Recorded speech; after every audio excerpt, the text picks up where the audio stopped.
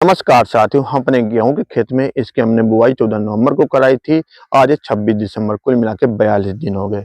इसकी पहली सिंचाई हमने करीब 25 दिन के आसपास कराई थी। जो यूरिया जिंक सल्फर देना था उस सिंचाई के पहले दे दिया था।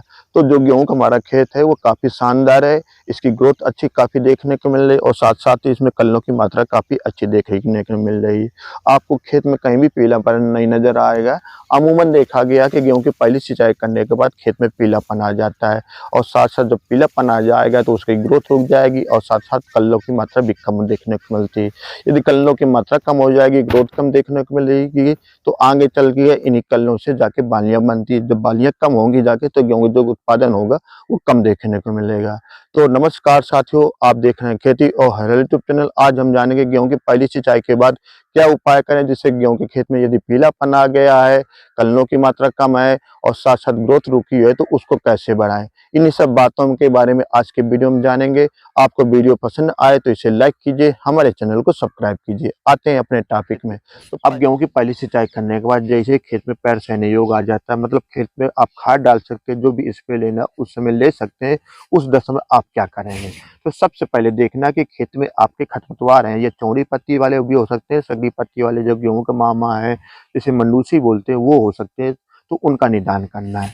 अधिक मात्रा में ये खरपतवार है तो उसके लिए आप खरपतवार नाशी का प्रयोग करेंगे। चौड़ी पत्ती वाले हैं तो चौड़ी पत्ती वाले कर सकते हैं, या सकड़ी पत्ती वाले हैं तो सकड़ी पत्ती वाले का कर सकते हैं। यदि दोनों हो तो दोनों भी कंबाइंड आपके मार्केट में खरपतवार नाशी आते हैं तो उनका उचित प्रयोग करना है। आपको अधिक खरपतवार नाशी का नहीं प्रयोग करना है।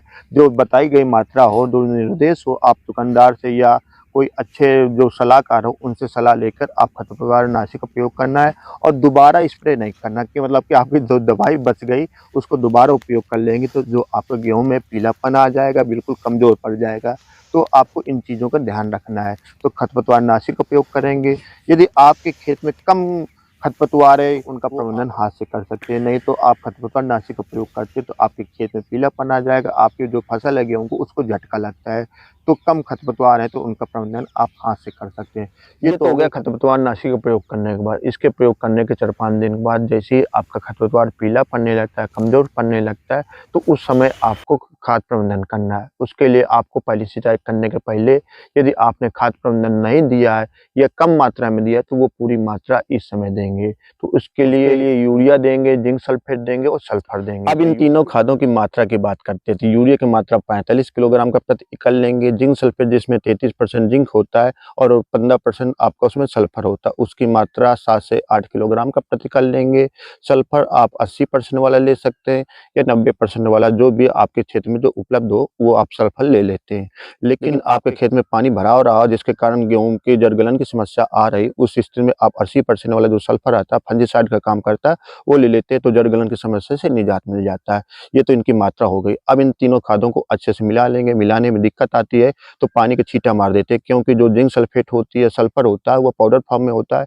यूरिया के साथ मिलाने में बिखराव करने में दिक्कत आती है, तो उसमें पानी का छींटा मार देते हैं, तब अच्छे से मिला लेते हैं। फिर इसके बाद खेत में इनका बिखराव कर देते हैं, तो जिससे आपका जो खेत में पीलापन उससे निजात मिल जाएगा और कुछ ही समय में आपका खेत हरा भरा हो जाएगा और उसमें कल्लों की मात्रा काफी अच्छी देखने को मिल जाएगी। ये तो उस स्थिति की बात हो गई जब आपने पहली सिंचाई करने के पहले यूरिया, जिंक सल्फेट और सल्फर का इस्तेमाल नहीं किया था। अब हम जानेंगे यदि आपने पहली सिंचाई करने के पहले यूरिया, जिंक सल्फेट और सल्फर की पूरी मात्रा दे दी है तब आप क्या करेंगे। तब हर्बिसाइड का मतलब जो खरपतवार नाशी है उसके प्रयोग करने के 4-5 दिन बाद जैसे आपका खरपतवार पीला पड़ने लगता है, कमजोर पड़ने लगता है, उस समय आपको एक स्प्रे करना है। तो उसके लिए आपको एनपीके 19-19 लेना है। उसकी 1 किलोग्राम मात्रा आप 150 लीटर पानी मिला के आप अपने 1 एकड़ खेत में स्प्रे कर देते हैं। तो जो गेहूं में पीलापन आता है पानी लगाने के बाद या कुछ उसमें ग्रोथ कम देखने को मिलती है, इससे पूरी तरह से आपका जो गेहूं है हरा भरा हो जाएगा, उसकी ग्रोथ अच्छी देखने को मिलेगी और साथ ही कल्लों की मात्रा देखने को मिलती है। एनपीके 19-19 होता है, उसमें 19% नाइट्रोजन होता है, 19% फास्फोरस होता है और 19% पोटेशियम होता है। तो इसका आप स्प्रे करते हैं तो गेहूं में अच्छी ग्रोथ देखने को मिलती है। तो ये आप स्प्रे जरूर कीजिए। यदि आपके गेहूं का खेत का एनपीके 19-19 का स्प्रे करने के बाद और साथ ही यूरिया, जिंक सल्फेट और सल्फर का इस्तेमाल करने के बाद भी पीलापन नहीं जाता, तो उसके लिए मैं एक स्प्रे के और जानेंगे जिससे आपके जो खेत का जो पीलापन है वो बिल्कुल दूर हो जाएगा और साथ साथ उसकी ग्रीनरी है वो भी अच्छी देखने को मिलेगी। तो उसके लिए आपको लेना 1 किलोग्राम यूरिया लेना है, आधा किलोग्राम जिंक सल्फेट लेना है और आधा किलोग्राम फेरस सल्फेट लेना है और 700 ग्राम आपको मैग्नीशियम सल्फेट लेना है। इनकी इतनी मात्रा आप 150 लीटर पानी मिला के 1 एकड़ के में खेत में स्प्रे कर देते हैं तो आपके खेत में जो पीलापन है वो दूर हो जाएगा, साथ साथ उसकी ग्रीनी और कलरों की मात्रा अच्छी देखने को मिलेगी। तो इस स्प्रे को करने के पहले आप क्या करेंगे, एक साथ इन चारों खादों को ना मिलाइए 150 लीटर पानी में। उसके लिए क्या कर दीजिए, 2 बाल्टी लीजिए, 2-2 खादों को एक साथ मिला लीजिए, तब जाके स्प्रे मशीन में इन दोनों खादों को मिला के और साथ में पानी मिला के आप स्प्रे करेंगे तो बहुत अच्छा रिजल्ट देखने को मिलेगा। आपस में उसे रिएक्शन नहीं करती, लेकिन इनको अलग-अलग 2-2 खादों को ही मिलाएं तो ज़्यादा बेटर रहेगा। स्प्रे से आपके गेहूं के खेत को यूरिया से नाइट्रोजन मिलेगी, जिंक सल्फेट से जिंक मिलेगा, फेरस सल्फेट से फेरस मिलेगा और मैग्नीशियम सल्फेट है मैग्नीशियम मिलेगा और साथ ही इनमें सब में सल्फर होता है तो सल्फर मिलेगी। मतलब कुल मिला के 5 तत्व आपको मिलेंगे और ये जो तत्व होते हैं आपके जो गेहूं की है क्लोरोफिल की मात्रा को बढ़ा देंगे। तो क्लोरोफिल की मात्रा को बढ़ा देते हैं तो जो उनके भोजन बनाने की प्रक्रिया हो जाती है वो तेज हो जाती है, जिससे हमारे गेहूं का विकास अच्छा देखने को मिलेगा। तो ये स्प्रे जरूर करिए यदि आपके खेत में पीलापन नहीं जा रहा या अच्छा विकास देखना चाहते हैं, अच्छा उत्पादन लाना चाहते हैं, तब ये आप स्प्रे करेंगे तो जो गेहूं का उत्पादन होगा अच्छा देखने को मिलेगा।